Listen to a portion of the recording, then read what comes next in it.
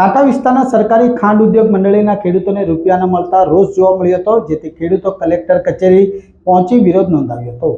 સુરતમાં કાંટા વિસ્તારના ખેડૂતો કાળી મજૂરી કરી પોતાનું ગુજરાન ચલાવવા ખેતી કરી પાક પકવે છે, ત્યારે આ પાકનો માલ આપવા છતાં રૂપિયા ન મળતા ખેડૂતોમાં રોષ જોવા મળ્યો હતો।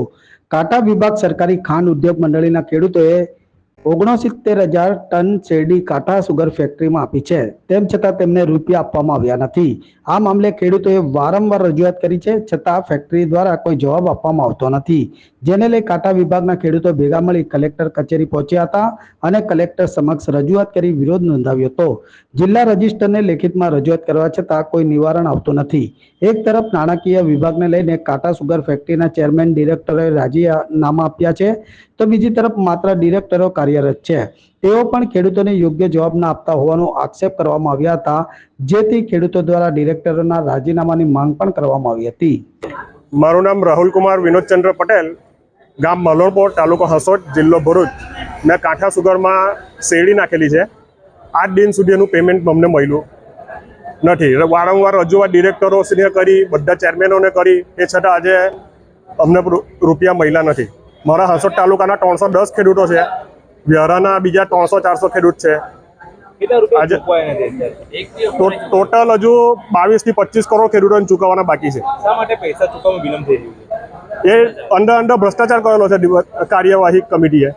તમે કે રાજીનામા માંગ કરી છે? રાજીનામા 2 ડિરેક્ટરો આપતા નથી, તો 4 ડિરેક્ટરો છે, 4 ડિરેક્ટરો રાજીનામા નથી આપતા।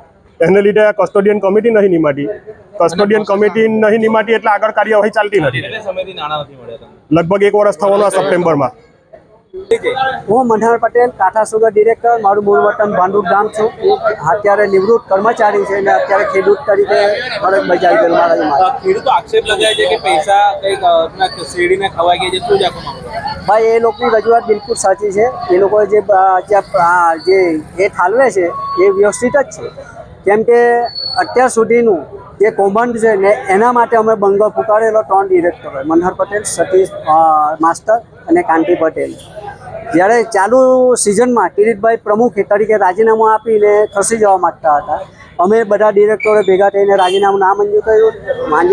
સાહેબ રજિસ્ટ્રાર બી પોતે આવીને રાજીનામું આવી રીતે મંજૂર નહીં થાય, અમે રાજીનામું નામંજૂર કરાવ્યું। અમે પ્રશ્ન કર્યો કે 62,000 ટન ચાલુ સિઝનમાં શેરડી આવી, હવે ખેડૂતો જે શેરડી નાખે પછી મહિનામાં એને હપ્તો ચૂકવવાનો આવે છે, તેની બદલે એક પૈસો કોઈ હેતુને ચૂકવો નહીં। 62,000 ટન જે હતું એ લોકોનું થાપણ હતી, આમ તેમ એ કરીને 62,000 ટનનો શેરડીનો હિસાબ કાંઈ ગયો, કોઈ જનરલમાં, કોઈ મિટિંગમાં કોઈ સાંભળો અમને નથી। ક્યાં પૈસા ગયા એ અમને આજની તારીખે બી ખબર નથી। હવે બિચારા જે 62,000 છે તો કોઈ બધા એકદમ ગર્ભ શ્રીમંતો નથી, હેર લાવીને હેર ખાવાવાળા ખેડૂતો છે।